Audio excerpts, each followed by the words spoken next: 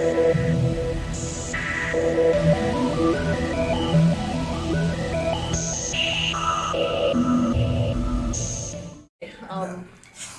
me get my little prepared speech. So hello, everyone. Welcome to the Kimpton Alton Hotel, and welcome back to those of you who have been with us before for our annual Black Poetry Celebration. We are delighted to host this vibrant Bay Area community. Bear with me, I'm not wearing my glasses. Of poets, writers, philosophers, creators, artists, and innovators who are often imitated, never duplicated. So please open your hearts and minds and enjoy the spirit of this evening of community and soul-stirring words. Ooh, thank you. I had to give you the proper introduction. Oh, I'm like, no. So, thank you, Kimberly. Of course. Can you be like, all right, it's like we're in a classroom. On the count of three, I want everyone to say, thank you, Kimberly. So, all right, let's practice. Let's practice real quick. Let's practice. So, 1, 2, 3. Thank you, Kimberly. Thank all of you. Ooh. I'm gonna tell you, it's been a week, and I'm just so. I feel better already. Just the energy in this room, and I can feel it. And it's a good vibe. And cousin Kevin, thank you. We are just gonna create in this room, and we're gonna feel our feelings, and it's a safe space. Just let it out. Thank you. Thank you. All right. Thank you. Let's give it up. Come on.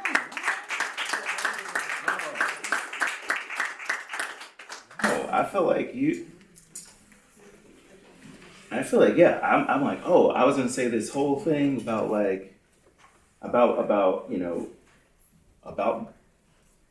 making space. I'm like, yo, you just did it. I don't need to do any of that.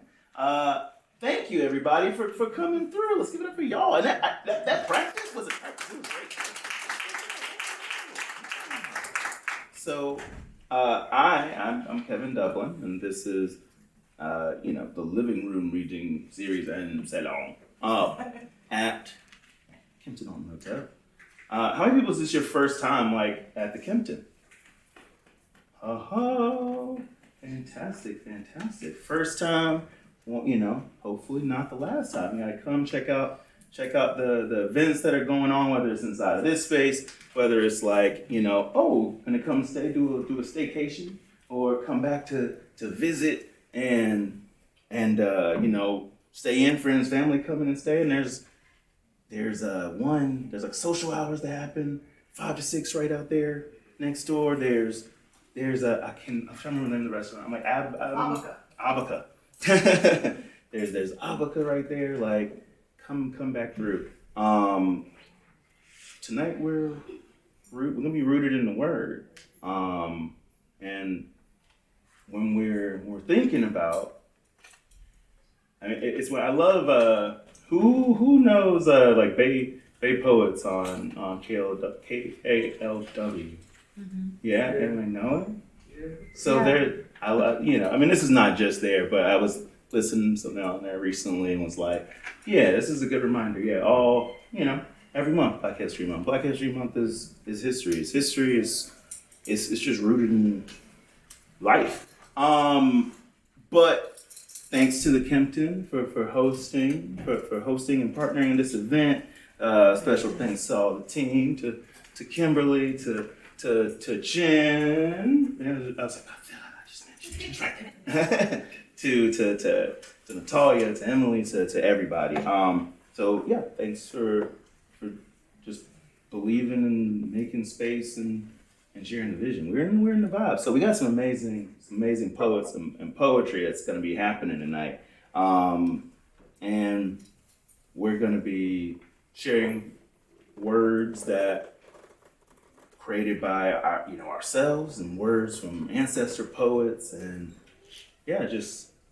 while here, sometimes with poetry, things can be very, very personal or very emotional. If you need a moment and you just are like, I need to take a second, feel free. Got an exit right there that you can just take it, go out, have a moment to chill, collect yourself, need to use restroom, anything like that, same thing. That way. Same door. Same door, not different door. And yeah, we're just gonna tune in with all the work here. If you are enjoying, or connect with something when someone is reading, what do you do? Anybody. Yeah, exactly. You can snap, you can sound off, you can just let it know, you can you can just anything. If you feel the spirit, you feel the spirit. We're just you're safe again. As Kim said, you're just safe. So with that being said, I think we should just begin.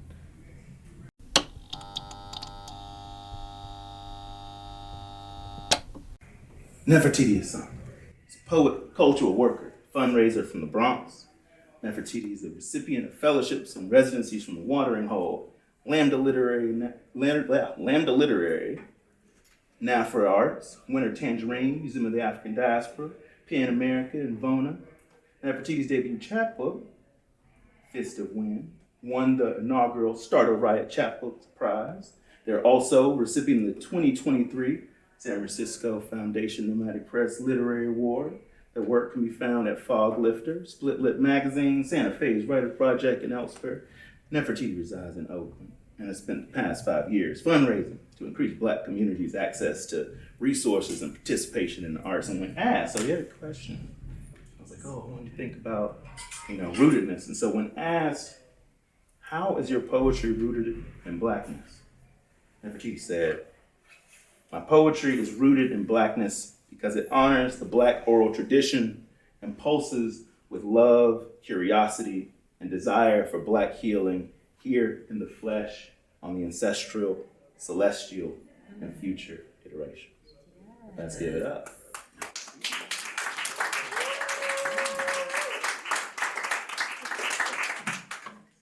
Thank you for that really wonderful introduction. Can everyone hear me? Yeah. All right. Okay. Great. I don't have to hold this mic. Can I put this mic there? Oh, please. Okay. I really appreciate the intimacy of the space. I can see everyone's faces. So I'm going to share approximately 4 pieces and a piece from Polly Murray, who is the ancestor that I chose for today. But I'm going to start with this piece called Refusal, which is one of the first poems that I wrote when I came to Oakland. A lot of papers, you don't figure it out. Refusal. Won't say blood the first day or the last. A cycle gathers wind in the womb, most unsafe place to be, so they say, we rip our very own. Black on black, here's a gun, make it hum, pat on back, job well done, just for fun. Black is sport, dominate every court, every bar, coded law, give us time, say no names, don't admit genocide. See no man, woman, child, see Black death on display, on parade, no bodies lie, say things like, I can't breathe, don't kill me, not my time, this is mine, this my skin, this my name, I wear them, I wear Black like I wear my gender.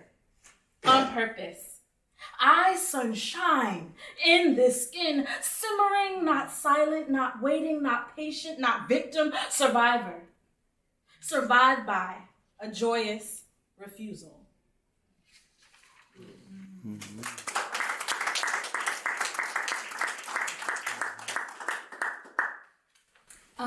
So for a while I was working as a I was working at Community United Against Violence and supporting survivors of violence, and so I wrote this piece called Women on Neptune, thinking about some of the women that I encountered there, and people of all genders. Women on Neptune. My skin is the color of conflict. Conflict claims my gender, battleground. My body is terror, Earth's exploit, Earth's export.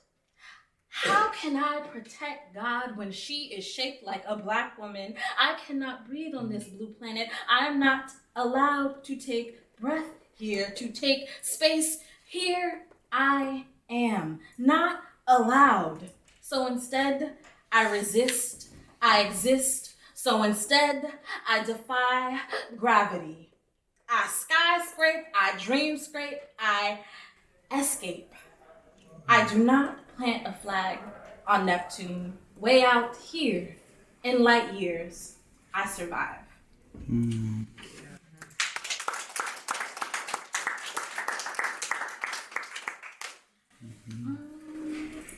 Okay, so this piece is called November 14th, 1960. I was giving a prompt to write a poem about something that happened on the day that I was born. And so this is the thing that happened. There's a little girl no older than me going up to a white schoolhouse today because they're doing something called integration for the first time in Louisiana. Her name Ruby Bridges, which make me think of the Brooklyn Bridge changing whole colors in the daylight like the horse in the Wizard of Oz or Dorothy's No Place Like Home slippers. Ruby gotta be real brave to try not to click her heels 3 times and disappear back to bed where it's safe and warm. I hear white folk get real mean and loud about Black folk being Black down south. Grandpa been telling me stories about how mean white folk would rather spit on your shoe than walk the same road as you. And even though Grandpa a grown-up, white people of all ages, especially the men, would call him boy. I'm not sure I like the South very much, but it seems like white folk is mean everywhere. It just look different here. Like the white boy in class that don't button his shirt right kept calling me woolly head for the first week of school. And our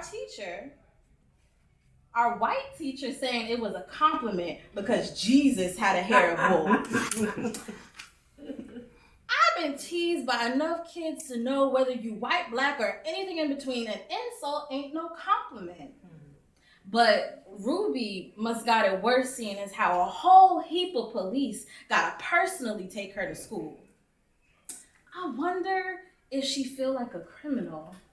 I wonder if the white folk think she a criminal. Like she taking what ain't hers to take. I just hope she make it through the first day. I'm gonna say a prayer for her, and hopefully, woolly-haired Jesus will hear me.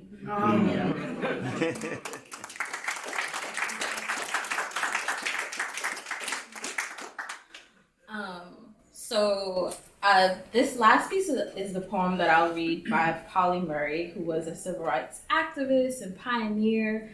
And also was exploring gender at a time where there weren't words for transgender. Returning spring. I'll sink my roots far down and drink from hidden rivers, renew my kinship with growing things. The little ants will hold their congresses upon my arm, and cautious insects, will make brief tours across my brows, and spiders spin webs from toe to toe. The spears of sun will prick no blade of grass to wakefulness, but I shall feel it tremble. No further straw be laid upon a nest, no twig, but I shall see it quiver. I'll hear the symphonies within a stone, catch every murmur of the ground, travel the heavens with each vagrant cloud, and mark the golden islands in the sky. Thank you.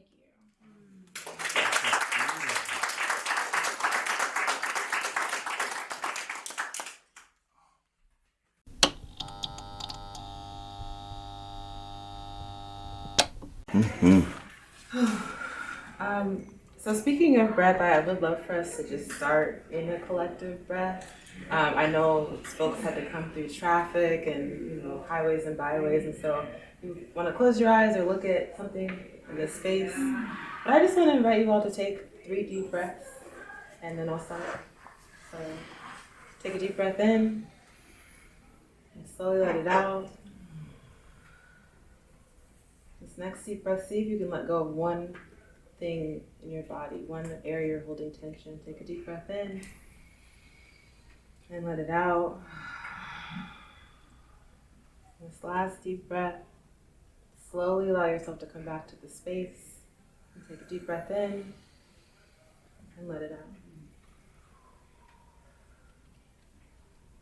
I don't want to remember my life before mermaids. I was raised by saltwater queens, blessed by magical beings of mythic proportions, daughters of Yemeya and Gumbo. Those who remind me of the beautiful resilience that lives within us. Coiled crowns adorned with cowrie goddesses, who maintain the grace of a gazelle with the ever-changing tides, mes sifan, my mermaid queens. Flowing, crashing, rising. My grandma Genevieve. Cayenne pepper royalty, celestial matriarch, soft yet steady as a metronome in the kitchen with a laugh that could brighten any dim room. Unafraid of what is to come because her certainty is founded in love. Her greatest comebacks came from her greatest setbacks, flowing through the roughest currents and remaining strong. Flowing, crashing, rising. Mother Teresa. Calming like rosemary and gentle as gardenia's earth warrior, who taught me to value and protect all forms of life, holding space for her softness and her offspring, unconditionally magical. Conjuring potions that transformed the flu into a slight sniffle, she grew in the midst of adversity, never allowing fear to stop her pursuit, crashing against every judgment or expectation with determination, flowing, crashing, rising. Mes Sivan, my mermaid queens. Cousins who remind me that I could do anything. Sisters that challenge me to seek softness in times of pain and trauma, to look at myself in a mirror, untarnished by self-loathing. My aquatic angels, who kept me sane when all I thought I could ever be was crazy. Loving with our hearts wide open, guided by our gut feelings and our star signs, rêveurs, croyants, amants, and guerriers. Dreamers, believers, lovers, and warriors, rising above black holes of doubt, insecurity, and fear, flowing, crashing, rising. That's our first one.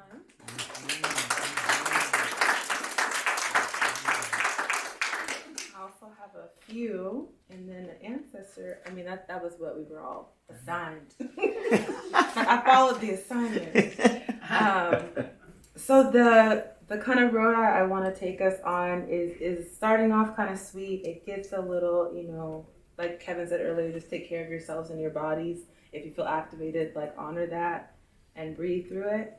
I want to say that before I go to the next one. So this next piece is still sweet.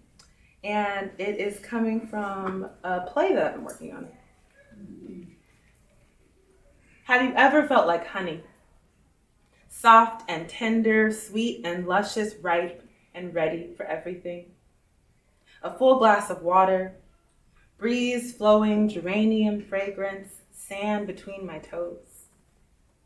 Grains of rice between my fingers, the smell of rain. Liberating love like breathing deeply. Watching the sunset on the water, moon in my mouth, ball of yarn turned blanket, placemat crocheted moments, and the coast belongs to our ancestors. Losing recipes like languages, on tongues frozen in time. Magic lives in these taste buds. swelling with sacred meditations you call recipes. 3 cups of laughter, 2 cups of courage, whole heart or nothing. A 4th cup of roux in this fricassee. 1 teaspoon of sea salt over your left shoulder. A half teaspoon of faith, just in case. Season to taste. Just remember to say grace.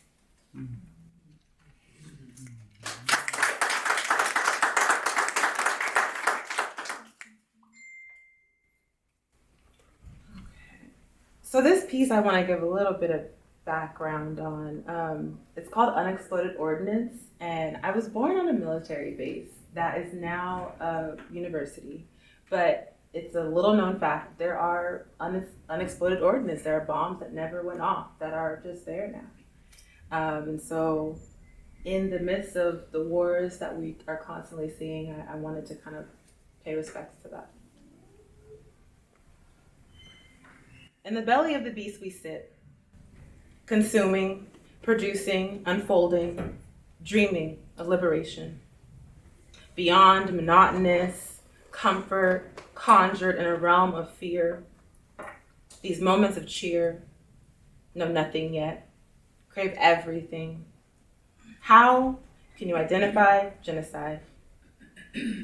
Names written on limbs of children, in churches, hospitals, and homes. After you are called animals, for the 3rd time you scream. We listen, we question, we rage. Light burns across your eyelids from bombs in the night. You don't know sleep. Can't remember a time when you could breathe. There are fires to burn, places to rebuild. If only we could end this uneven war. How can you identify genocide? In hospitals, churches, and homes.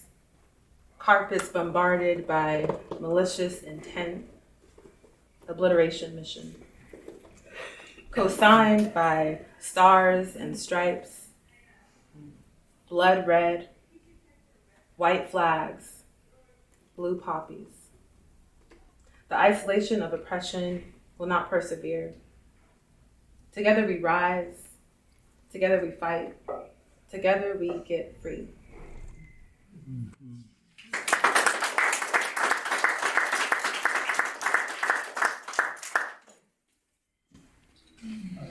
This next piece, I was really just overall just blessed to work with MOAD, Black Vader Press, this past month.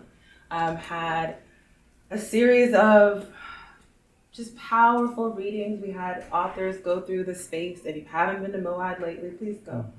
And folks wrote ekphrastic pieces in conversation with the pieces there. And so, again, I was honored to be there for all of the readings. And I got to be with the art often. And so I wrote this piece in response to being in the space. Photographs remember us as we were. A faceless knowing, flower petal skeleton, outer body stitching time, we can never be buried. Oh, mother of sweet things, let honey be enough. Golden rays peek into coves, clear cerulean, sapphire spills into deep indigo. To struggle, to fly, to fly. When everything remains, spirit changes. Saltwater contraband leaks out of my face. Hour clock dunes cascade in time, lunar rhythms give way to Cheshire grins that seep into our veins, to hold and be held. We bleed blue-black, lightning bugs, born in shotgun shacks, bred at the bottom of the sea. Oh, mother of sweet things, transatlantic metamorphosis, in hues of lavender we breathe, submerged. We survive, surrender to the air, to the fire, to the water, to the wind. You can write it.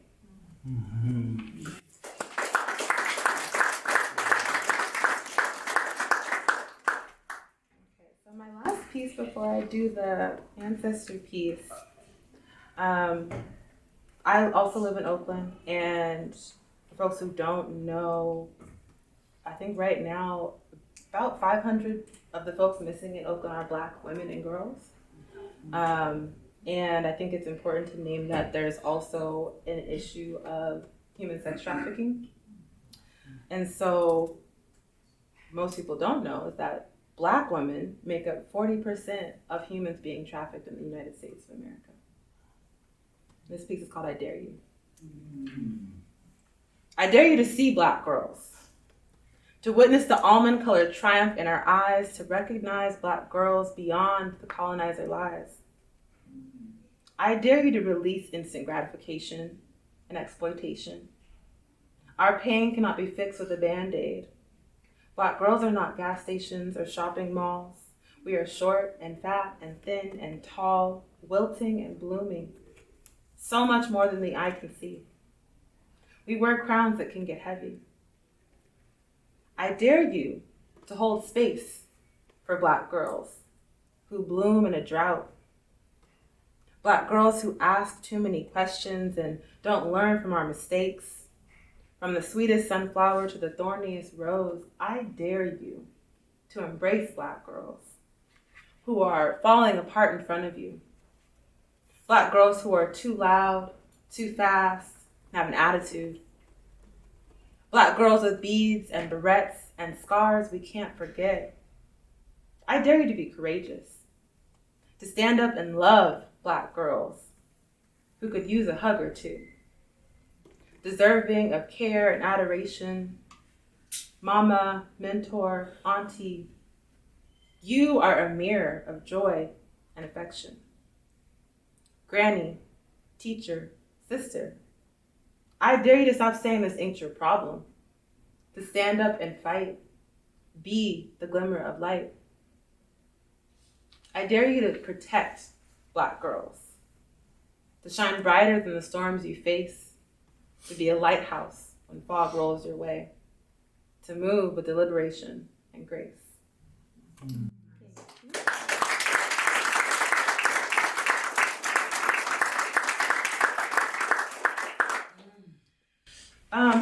So a lot of my writing explores family and it explores Black girls and our journeys and the things we come across. And I've really been inspired by Akila Oliver, if you haven't heard of her. She is an ancestor, and this book is called the She Said Dialogues, Flesh Memory.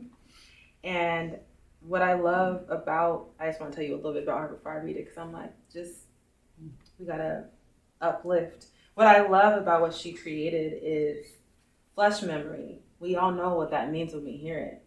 And I think that really sitting with the senses, the memory of our bodies, the ways that, there are things that came with us that were not all bad, has really spoken to me. So this piece is called She Said, Talk to Grandmother in Cycles, for Mrs. Bina Bobo. So this is what you ancients meant by crying time? I have not been good. I have not been bad. Sometimes I haven't been nothing at all. Gray-haired lady, white-haired lady, perfect witch of high pitch, bathe me nice in kitchen sink. General Hospital plays in black and white, tears. All the promises grew up. Be a good lady. Hey, lady. He ain't never coming back. That blonde-haired Jesus now is he. If I see death first, I'll tell him to treat you good. If you see him first, tell him to let me hang out with you. Feathery clouds. I put most of my coins in the gold-tinted tin plate for you. The others went for soda pop. I hope you don't mind my minor transgressions. White-haired lady, where your rifle at now? Cataract eyes. I'll try to shoot straight. Be unafraid. Never bury half my children. Never promise lofty world trips again. Weep. B.B. King and Lucille Shudder in overstuffed rooms. Picture albums.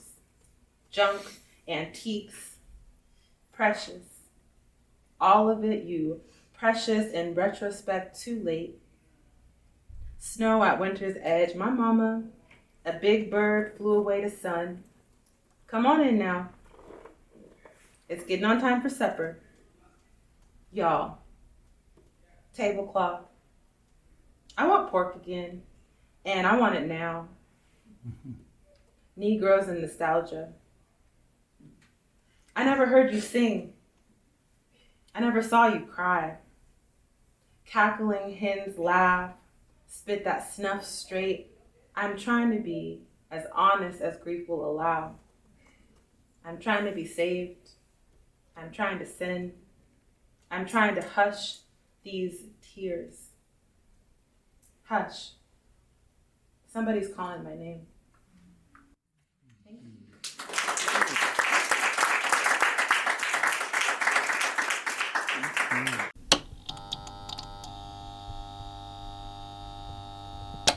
Sisters we be like. Sisters we love, we fight. Silent like tears wash over stone to make rose quartz. Love. We know each other's soft spots. Sisters we be like sisters, under shine and sheen of lashes and sparkles, our hearts and breast, our shared secrets beneath. Sisters like Oshun and Yamanya, two simultaneously eldest and youngest, hold fertile wombs of water giving life to seduction. When our currents ebb, we flow, they rise and crest and crash, an ocean, a lake, a river. So many ways of holding love, so many ways of forgiving. We be like sisters, like Pele, she fire, and Hi'iaka, she cool. Like Hi'iaka, she demolish. Like Pele, be the ground to remain standing, creating a new. We sisters, we forgive. We test waters. We shift like soil. We run like rivers of lava. We pool like lakes of fire. We be sisters. We love.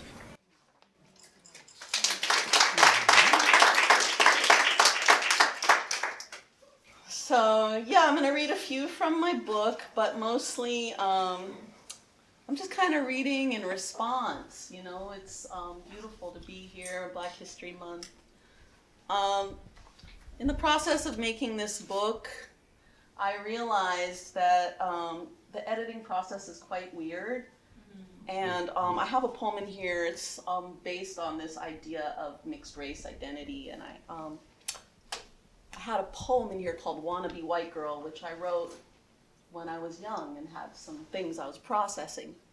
And my dad had written me back, well, at the end of the poem, I killed the white girl. Okay, so my dad had written me back, and he was like, my dad is white. He said, well, why didn't you kill the black girl too? And that was, you know, a long time ago.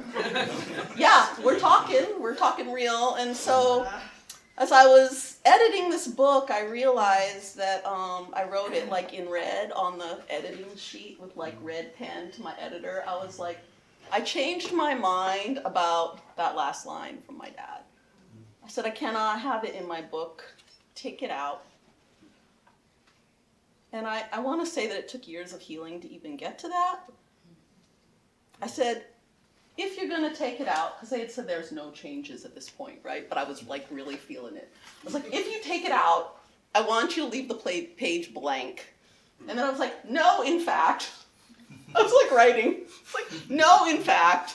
So this is what it, now my page has changed. This page is intentionally left blank in honor of the dead.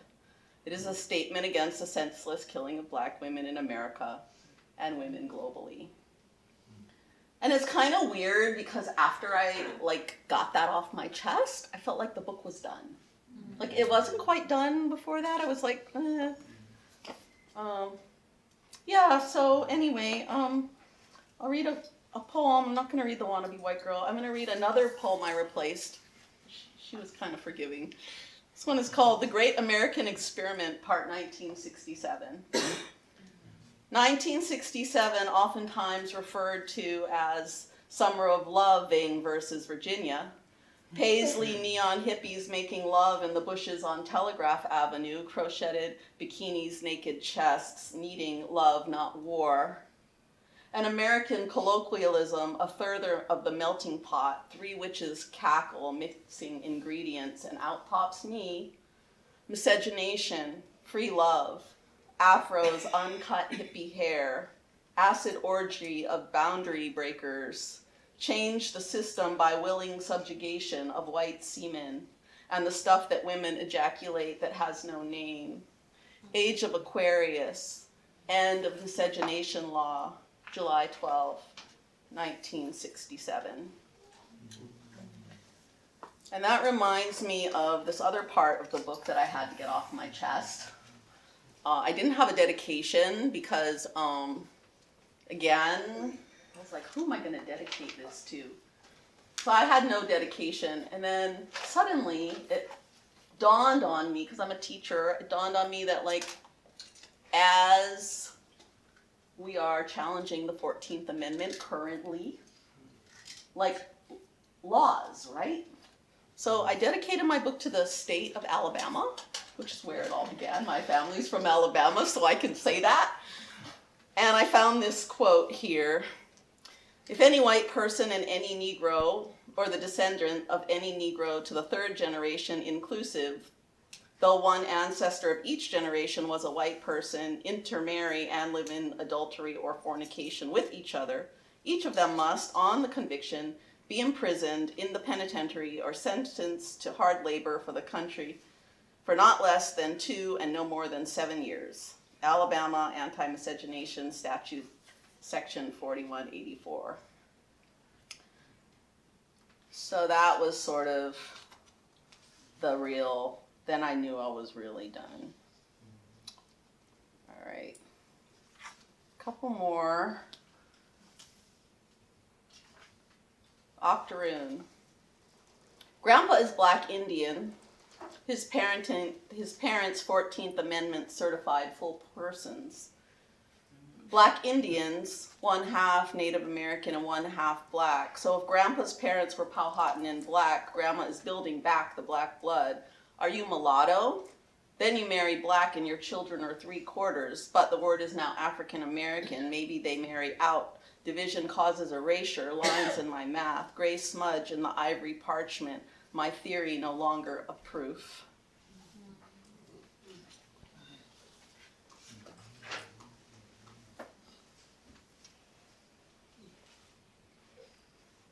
Who are you, and who do you love, Black woman? My heart is in the dog's belly, lying in the street, blood. No one returned to pick it up. A man with curly brown hair dead. A silver heel, slamming of metal doors. I went home that night and all the glasses fell off the shelves. You could see right through me to the other side. I told you not to go there, daughter said.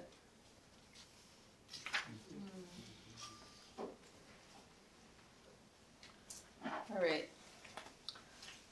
I'm gonna shift it up here. Me and Kevin and Nefertiti and Devorah, we were all in a workshop together. Christelle, is Christelle here? Let's see Christelle. Oh, shucks. Okay, a whole bunch of us. And Devorah said, write a poem, who do you speak for? And I really struggled with that one. Let me tell you, I was struggling and struggling and struggling. So I wrote this one. It's called She Roars. And this will be my last one before my ancestor poem. Kind of all over the place. I thought I was going to read something totally different. She roars. The line that one crosses to speak the truth. The line that is simultaneously visible, not true. Silenced in shadows, lurking in corners, is an affliction I have of wanting to be heard. I don't speak for anyone. Could I be the person who suddenly dives in a pool to keep you from drowning? A butterfly with one wing fighting until death? My mother an Alabama river girl, myself a Ka'aba rock wall girl. Are there women hanging clothes on the line, hauling water from wells? Black-eyed, wandering from accident to accident. That could be me, but then, not now. You must be questioning my veracity. I must speak for myself, and children not born of cotton pillows, but born on their mothers' backs. Hard to speak because my mind wraps in double consciousness, doubly woman, doubly black and not black. If I had a voice, I would tell it to be quiet and then probably not listen. Last night I spoke on the phone, roaring with laughter. I don't like to think of speaking for anyone. I like to think of speaking out of turn, out of necessity, out of darkness.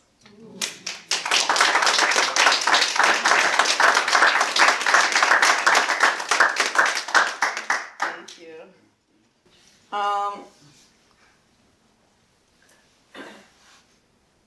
My ancestor poem, I feel really annoyed because today my mom, she had told me a week ago, oh, I'm sending you something. So I got it today. I thought it was money. No.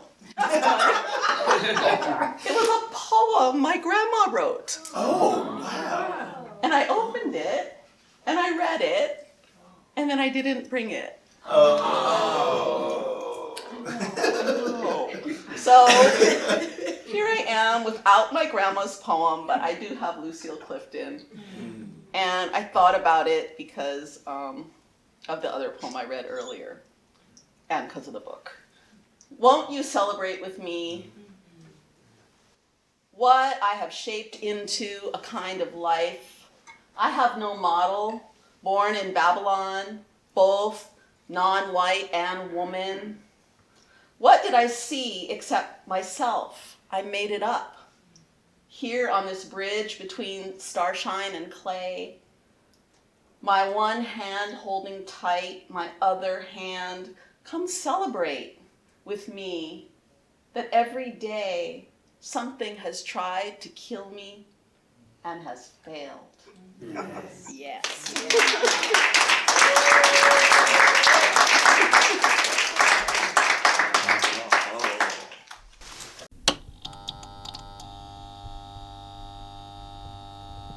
I was going to do something different, but I'm going to do something the way I normally do it.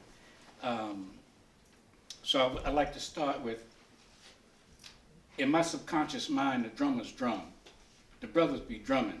The drummers be drum, the drummers be drumming. Ancient wisdom, vision, and contemplations. The drummers drum dreams, laughter, and love. The drummers drum sorrow, despair, and joy. The drummers be drumming.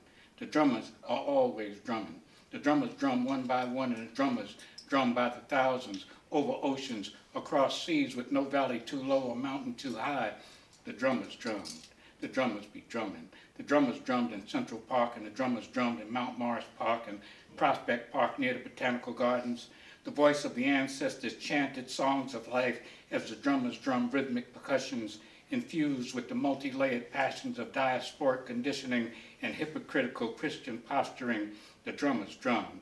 The drummers be drumming. The drummers drum, drum, drum. The drummers drum dual consciousness. The drummers drummed echoing ancient sounds learned on the hills and plains of Zanzibar and Senegal, Ghana, and Mali, mixing with the indigenous drums of Caribs and Arawaks, Cherokees, Blackfoot, and the hearts buried at Wounded Knee. The drummers be drumming. The drummers be drumming, and Damballa danced.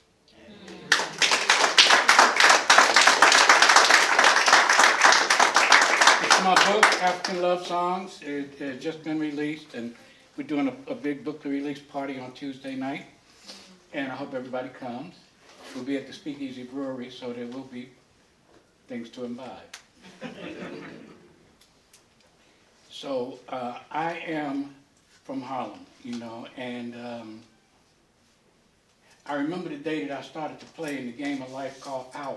I see in my mind the place and the time. I even remember the hour. It was Saturday night and the moon was bright and the game was stalking their prey. And the neon light, the cold was crying, and the weak they was doomed to pay. And you can forget that quote that the Christians wrote about honesty and fair play. You can't live on the streets without knowing how to cheat, because the game just don't play that way. So I'm standing with my partners on Dewey Square, having made some arrangements to meet my partners there. I was high and flying, rapping very bold, when along came my man, Big Money Van, in his gold interior Rolls Royce car. As Van came up to take my hand, from the corner of my eye, I did spy, moving with a sexy stride, this beau called Mama. She was pretty and trim, and believe me, Jim, she knew she was looking fine. With a smile on my lips and a song in my heart, I knew that I'd make her mine. As Van came up, he introduced us, and she said, "Say, fellas, how about a bite to eat?" So we all agreed on some boss feed at Zerkoff's down the street. Now, Zerkoff's was for the elite, and although this was my first flight, believe me, Jack, don't look back, I was clean as the Board of Health. 3 players, true, we sported ribbons of blue, we painted a picture of wealth. Now, a captain named Abel, he serviced our table. He served rare old wine, vintage 1879, from the cathedrals of Spain, they say, as refreshing as cocaine. We had escargot and truffles, we had duck au l'orange flambé, we had some hummingbird hearts and other rare parts, mashed potatoes a la king. Green mint flavored ice cream, and it was covered with Moss's Boss. Then we sat back and smoked Turkish cigarettes and talked. At that point, feeling quite willing and able, I leaned across the table and I looked at her and I said, "Baby, I believe deep spiritual needs drew us together. We blend like the fragrance of flowers blossoming in the gardens of the motherland, and like wind swept from the sea, my spirit has sought you out, and the only thing I want you to do is to bathe me in the naked warmth of your knowing smile, sharing the sounds of the song in my soul, brown sugar, soul sister, my warm dark room of Africa. I think I love you."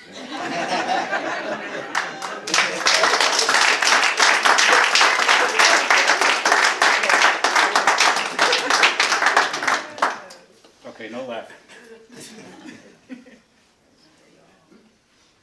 Understand, I will be with her in those special places in celebration of the oneness of our universe. I am one with her. I call her goddess, and still she is more. If I could make my words speak of her, I would capture her divine essence and make new words in a language to praise her. She reminds me of moonlit nights and tropical breezes in the place where the blackberries sway after a warm summer's rain. Her ancestral name and her essence rest in the center of my being, and her dreams became a part of me. My heart opened and unfolded in a new reality. She awakened me, birthing new smiles for my heart to embrace. I held her thoughts and caressed her dreams, and I meditated. Then she recognized and discovered in me, she recognized the balance and harmony of how much of her unseen I see. In response, she inspired creative artistic abilities and reminded me to keep rebirthing newness.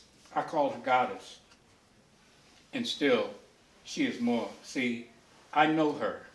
I know her beyond the flesh that hides her essence, and words cannot capture the radiance of her magnificence reflecting upon the waters of my masculinity.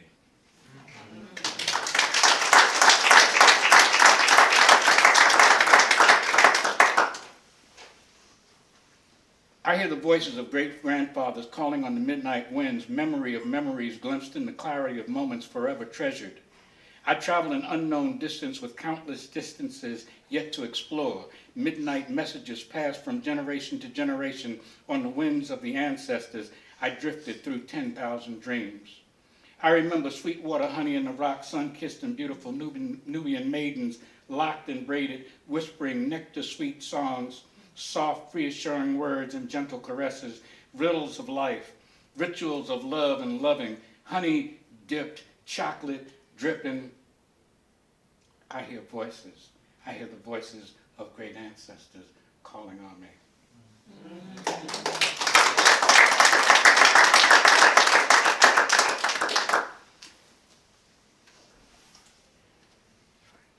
I don't know where to go because I got so many different things that I want to say at one time. It's like, see, I was born in Harlem Hospital, and I grew up in Harlem.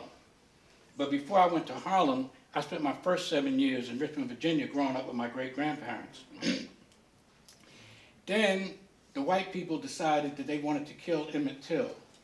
And when they killed Emmett Till, I was like 7 years old, and my parents who lived in New York said, you can't stay in the South anymore. And my cousin's parents who lived in Philadelphia said, you can't stay in the South anymore. So we had to leave our grandparents. And he went to Philadelphia, and I went to New York. I went to Harlem. When I was like 10 years old, you know, I was on my way. It was the first of the month, so I'm finna go get that first Superman and Batman comic book that comes out at the beginning of the month, and it costs 10 cents, you know. So I'm bopping down the street and whatnot, and I get to the newsstand, and I'm standing there at the newsstand, and all of a sudden I hear somebody say, "You are better than the white man. You are better than the white man. You are better than the devil." I never really heard that before. I kind of liked it. I tried it on for size, and it fit kind of good on me. You are better than the white man. I said, yeah, I like that. You know, and that was the day that I met Malcolm X. I kind of stepped away from the book stand, and I looked up, and there he was, standing on a ladder, talking to us, explaining to us about who we were and how we were being treated. You know, that we'd been ripped off, we'd been abused, we'd been led astray. And I liked the stuff that he was saying. But now I'm listening to this stuff that he's saying, so you know, I go home to my father and I say, "Yo, Pops, you know, Malcolm X." He said, "Malcolm X?" I said, we don't do Malcolm X in this house. So how come? He said, "Well, Malcolm X is a member of the Nation of Islam.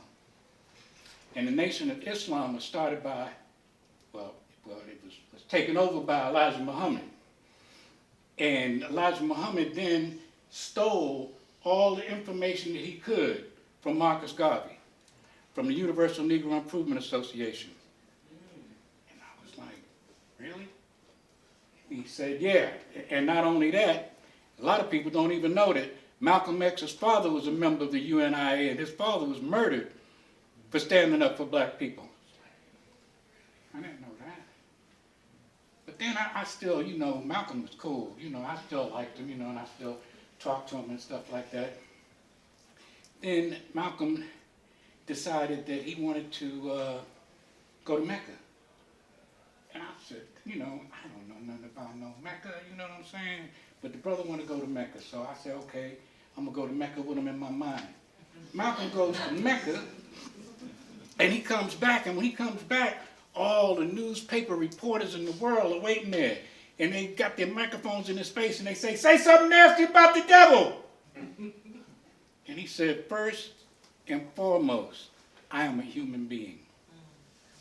And I expect to be treated like a human being. And I will treat other human beings who deserve to be treated like human beings like a human being. And I was like, okay, that's cool. Because I had actually learned to hate white people, which if you're African in America, that's not real hard to do. You know, I mean, I'm just saying, you know, when I was growing up, my great-grandfather used to say, that's the sign for the colored folks, and that's the sign for the crackers. Now, he taught me to read when I was about 3 years old, but it took me a long time to realize that that sign that said W-H-I-T-E did not say cracker. But I got it. You know, so I was like, okay. So I said to him, Papa, why do you call white people crackers? He said, because, son, first of all, back in the day, almost everybody had a horse. And everybody that had a horse had a whip. And everybody that had a horse and a whip, they used to beat their horses with a whip. But anytime they saw a black person, they felt like just cracking their whip against their bodies, against their head, against their back, against their face, against their arms, against their legs. They could do that. And that's why I call them the whip crackers. And we just shortened it to crackers. That was my great-grandfather. My grandfather was a hustler. I mean, you know, in America, if you were born in 1900, there was not a whole lot of things that you could be. It wasn't like you could become a doctor. It wasn't like you could be a lawyer. It wasn't like you could be a scientist. It wasn't like you could be an accountant. So my grandfather was a hustler. And I guess he kind of ended his hustling ways around in the 1930s. And that's because the Negro Green Book came out. And my grandfather was an agent for the Negro Green Book. So he used to travel all around the United States and Canada and Mexico and find all those places that it was okay for Africans in America to go to. You know, and so that was his job. Now, I wasn't born until 1948. So he had this job for a while before I was born. And so he would start taking me around to different places with him. And every place that we went in, I noticed that he never paid for anything. If we went to a grocery store, he didn't pay for the groceries. If we went to the barber shop, he didn't pay for the haircut. He didn't pay for anything. And finally it dawned on me that those people were giving him free stuff because they wanted to be in the book. And that's what he did. He'd take pictures, he'd put you in the Negro Green Book. You know, so I'm real proud of my grandfather. I remember walking down the street one day near 125th Street, and we got to the corner of 125th Street, and I said to him, "Papa, why are all those black people crowding around that white man?" He said, "That's not a white man. That's Adam Clayton Powell Jr." I didn't know he looked like a white man to me. You know, so he took me over and he introduced me to Adam Clayton Powell Jr. And when they got up next to him, Adam Clayton Powell said, "Hey, Mr. B, how you doing? What's going on?" I was like, Adam Clayton Powell. I heard of Adam Clayton Powell. I'd never seen him before, but he know my grandfather. He know who my grandfather is. And so that made me feel good. So my life really has been a lot about trying to be the person that my great-grandfather was and the person that my grandfather was. And so I'd like to leave y'all with my personal thought of what the anthem for hustlers is in the United States of America. I don't want no gold watch for working 50 years from 9 to 5. While the boss man's drinking champagne and I'm drinking beer and something that I want to be happy and free, living and loving for me. I want to be happy and free, living and loving just like a natural man, just like a natural man. I'm Abdul-Kenyatta. I got a book signing on Tuesday night. Come on out.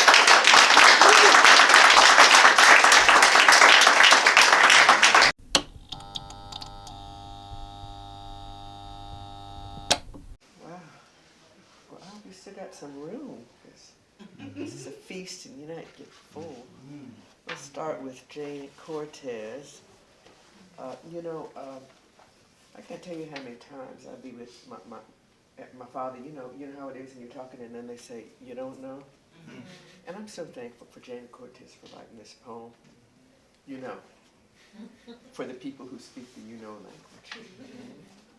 You know, I sure would like to write a blues, a nice long blues, a good feeling piece to my writing hand, my hand that can bring two pieces of life together in your ear, one drop of blues turning a paper clip into three wings and a bone into a revolt, a blues passing up stereotype symbols, going into the dark meat of the crocodile and pinpoint the process, into a solo 100 times, like the first line of Aretha Franklin, like Big Mama Thornton.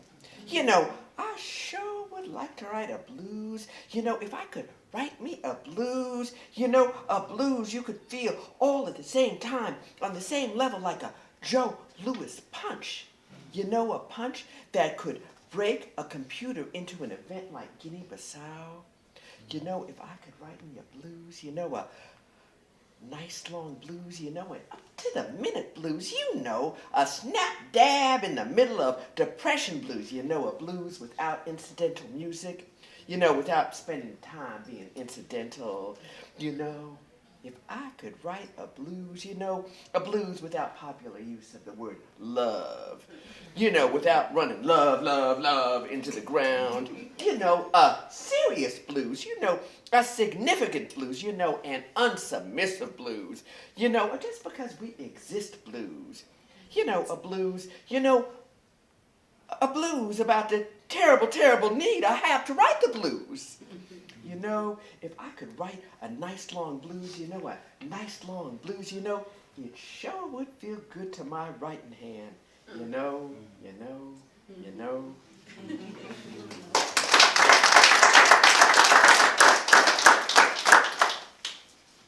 So I'm doing, I think, 3 pieces.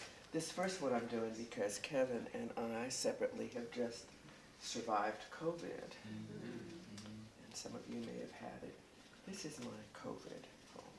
COVID relationships. For 4 years, COVID and I had such a nice relationship.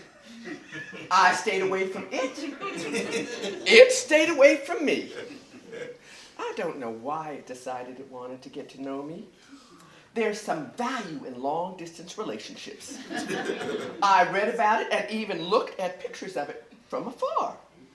Pictures of me and my writings were readily available in a myriad of outlets.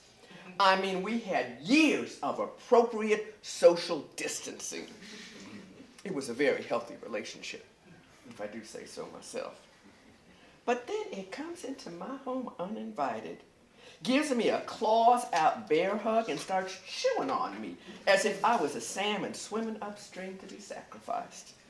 It insisted on sleeping with me in my bed, sticking its thorny fingers into my bones and trying to play its loud, discordant music on my tendons like they were stretched lamb guts pulled taut on an upright base.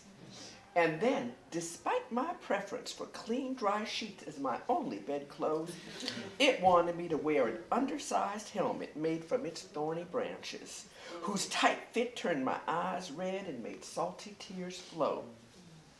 So what could I do but turn my back on it, sip my ginger lemon tea without offering it one sip, savor my daughter's love-infused turkey soup, laced with cayenne pepper that battled with COVID, and smack my lips as COVID got weaker and weaker, finally slinking out my front door. And now we're back to what I consider an amicable relationship. I stay away from it, and it damn well better stay away from me.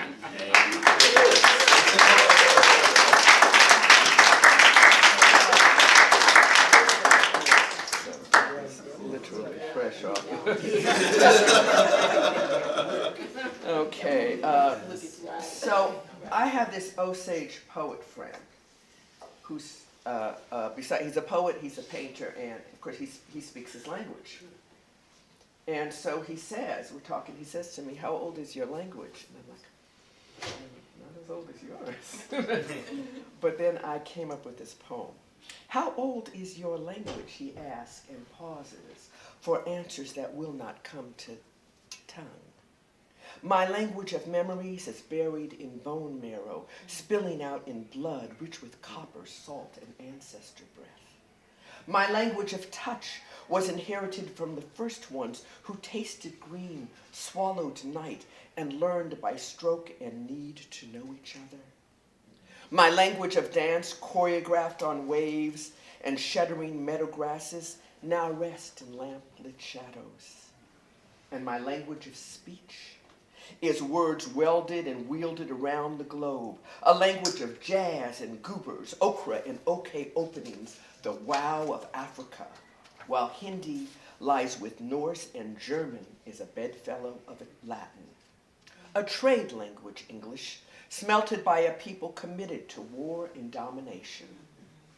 My language bends and recreates itself, claims a lineage measured across light years of knowing, forgetting and learning once again."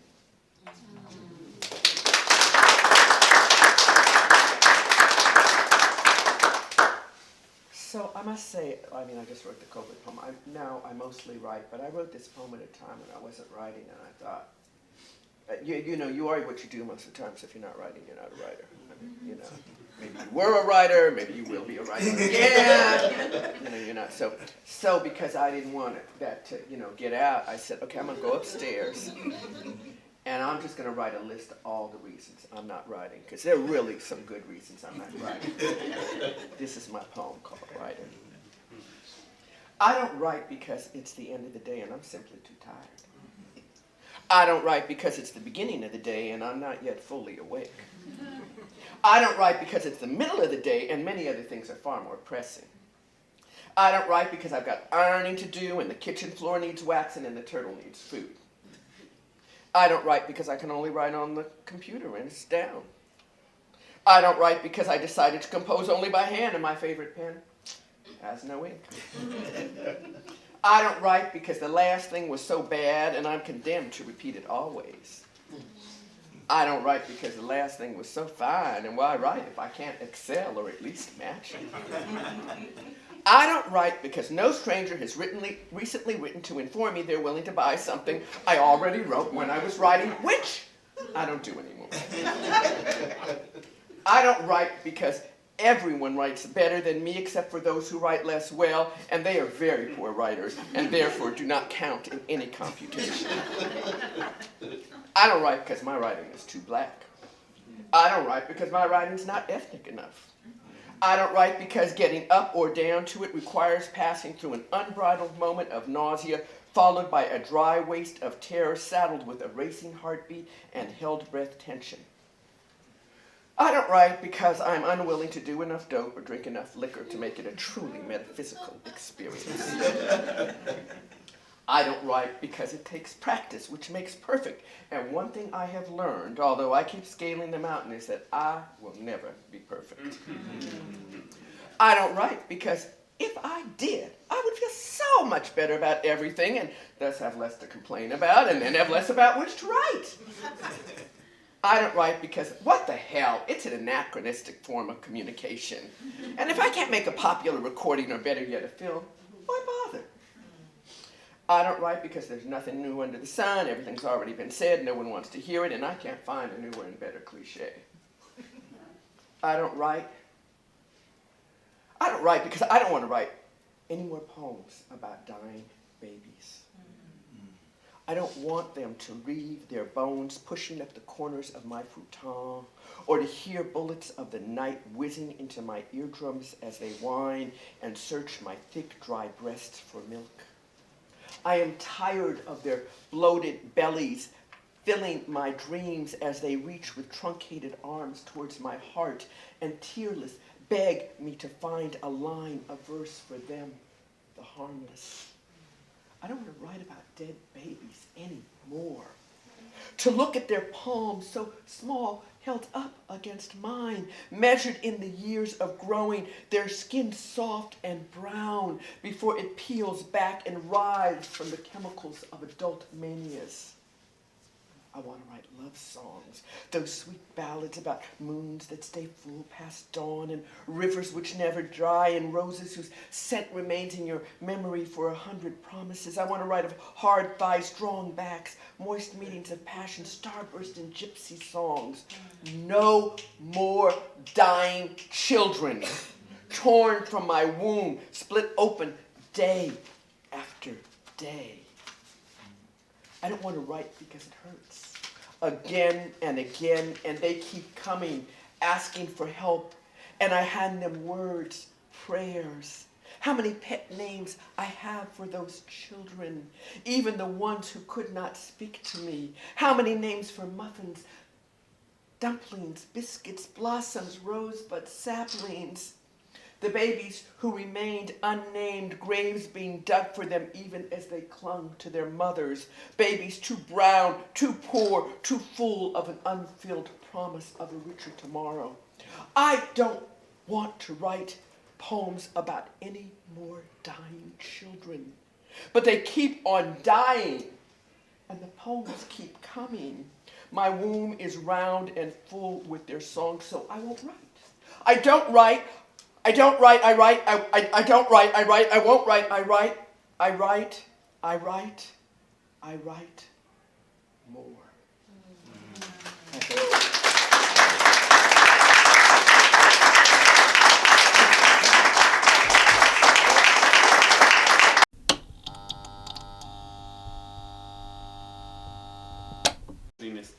wonderful evening together. It's been great hearing all this poetry. The last time I was here, it was different, but just as wonderful.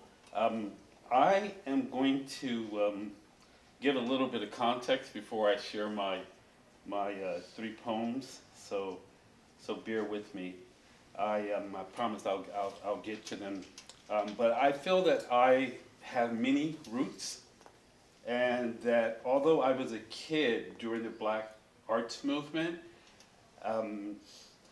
it's definitely one of my thickest roots, the Black Arts Movement that had a profound influence on me as a child. I stole a book. I stole a book called 3,000 Years of Black Poetry. And it was in that book that I was introduced to Gwendolyn Brooks, to Amiri Baraka, to Nikki Giovanni, and so many other greats. And I feel very fortunate that I got to work with all of those poets as an adult. And that book had a profound influence on me. And it was in that book that I was introduced to Gwendolyn Brooks, and when I got to know her, I used to tease her all the time that it's her fault that I became a poet. At the same time, around the same time that I stole that book, going to school here in San Francisco, the Black Panthers were distributing outside of my high school, so that was another route, that was another big influence. And inside the school, in senior high, there was a Black history teacher who assigned us to write an essay based on W.B. Du Bois's Black Reconstruction in America. And I asked him if I could write mine as a poem, and he said yes. And so today actually happens to be Du Bois was born on this day in 1868. So the first poem I ever read or shared with the public, in this case my classroom, was a poem called Memoirs of Malediction, which was based on that massive book by Du Bois. Also at that time, Malcolm X had a profound impact on me, and today's the anniversary of the original publication of the autobiography of Malcolm X. So I'm gonna just I'm gonna read 2 Malcolm X poems. The first one is from the great late Al Young, and it's called Blues for Malcolm, and it's in my anthology, of Poetry and Protest, and this was Al's contribution. Oh, I want to show this. There's 2 images here. Here's one of Al. If you get a chance, even if you're not buying the book, you can check it out, get a closer look at it.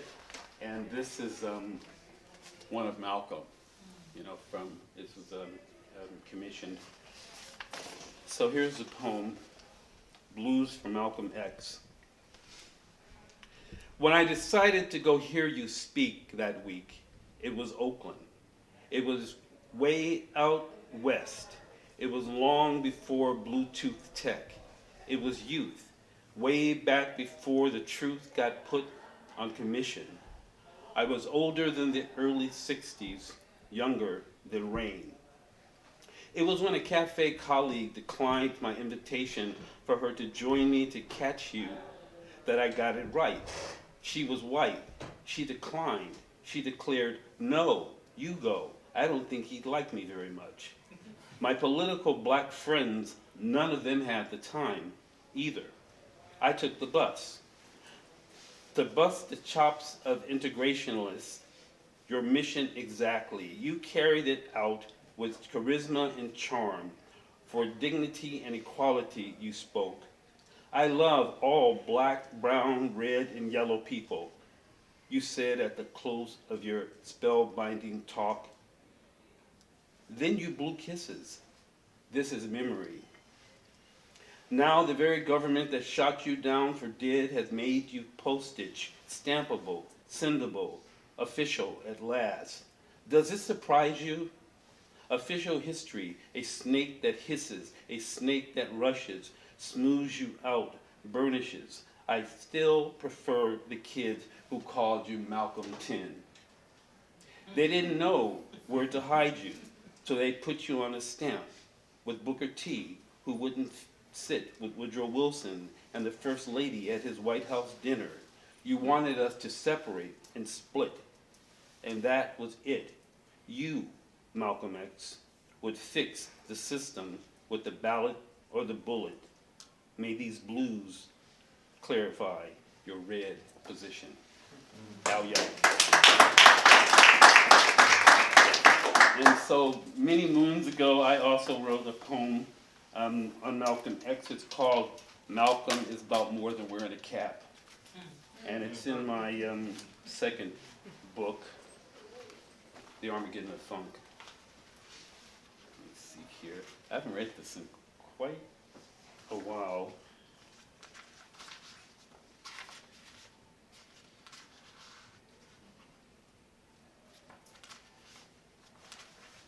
Okay, dramatic pause.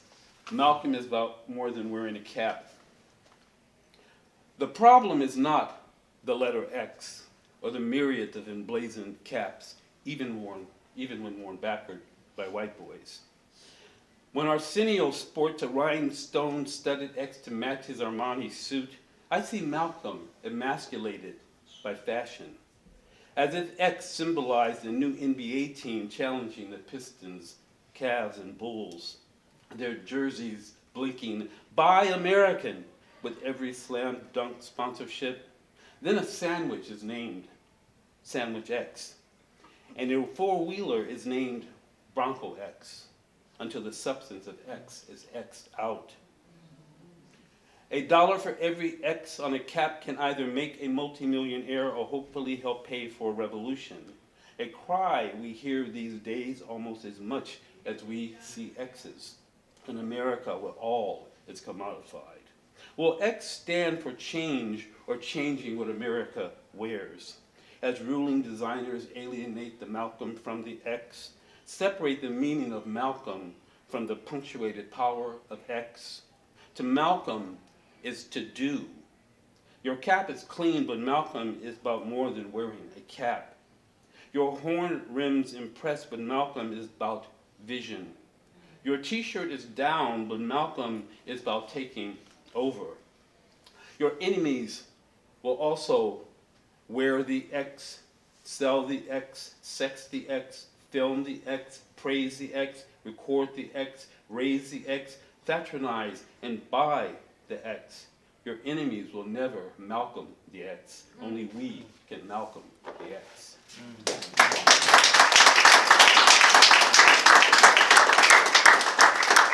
Thank you. And back to that book that I stole. One of the poets in that volume, 3,000 Years of Black Poetry, was Bob Kaufman. And Kevin and I had a good discussion about Bob Kaufman just, was that yesterday or the day before, this week? And I wanted to share a piece that I was asked to write on the celebration. We were asked to write a poem and to provide it on video. And this was for Bob Kaufman's collected works, a celebration after his 95th birthday at San Francisco State. And so I was trying to channel Bob Kaufman, which, you know, I'm not going to claim I did it, but here you go. Searching for Bob Kaufman. And the reason it's called Searching is because not only was I trying to channel his voice, but he was relatively new to me as a poet. Even though he was in that anthology, 3,000 Years of Black Poetry, he was in there with these other poets, and it was particularly Gwendolyn's poem that stood out to me. And Bob's poem, which is a great poem, but it didn't have as much of an impact on me until much later. So that was the other kind of logic behind calling it Searching for Bob Kaufman. Hieroglyphic petals illuminate an adolescent trek through the paper fields, flat plains, and edited savannas of 3,000 years of Black poetry.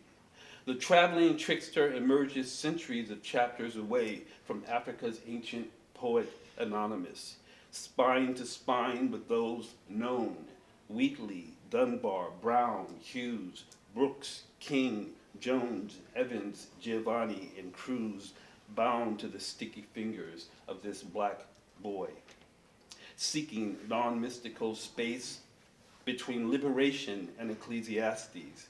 He never knew this sometimes speaking in tongues saxophonious poet except through sorcery etched in ether and improbable perfect juxtapositions and mind-bending visions manifest in maddening unmarred stone, and gravity to find language turning the underground upside down, and silence deafening to those who want to listen, and sonic waves of syllables soothing the soul of blue wells, an explosive line fueled by heavy water, and inaudible beats drowning out fascistic love-ins, and inescapable jail breaks from forced criminality, and masses of massive solitude out in the open, and iterations blocking unblocked iterations, and revelatory secret acts of resistance inside the mind of a Milky Way. A black hole absorbs our light to be enlightened.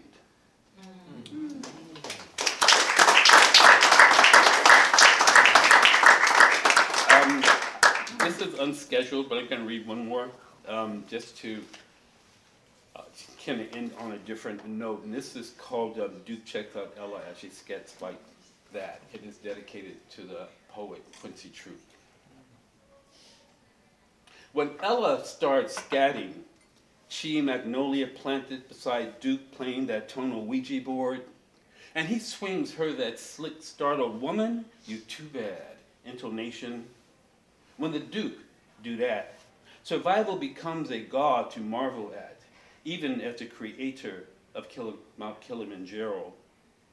Survival transmuted from sanctimonious-sanctioned genocide to African angels, swinging that singing like a trumpet made of clouds and lightning, toppling walls in a way that can only be called biblical, metaphysical, in the umbilical between heaven and Hades, where the devil is an angel stringing sounds that defy atrocity. When Ella starts scatting, and in an approaching layer of time, Nina Simone wells of four women after Lady Day casts southern light in a bright. Nina Simone wells of four women after Lady Day casts southern trees in a bright white light that not only dreamingly signaled death, but was death. And we are majestically resurrected by Mahalia. A miracle happens, continues to happen, more than a mere resurrection, a triumph over inhumanity. When Ella starts scatting because the trumpet man Armstrong momentarily, then momentously forgot his words and spontaneously started this ingenious tongue, and James Brown put horns and strings and funk and things, all a primal, electrified scream, all in the same thing, thing, thing, thing, thing. And Papa's Got a Brand New Bag tells us it is never ending, always something new and penetrating the old, like that digital ripping off of the G-Father's analog riffs by the hip-hopping Cab Callaways of today. A ghettoized tribute to his funkinosity, to global tenacity, to the Yoruba way that lives in every beat and be no created by our creators when Ella scats like that.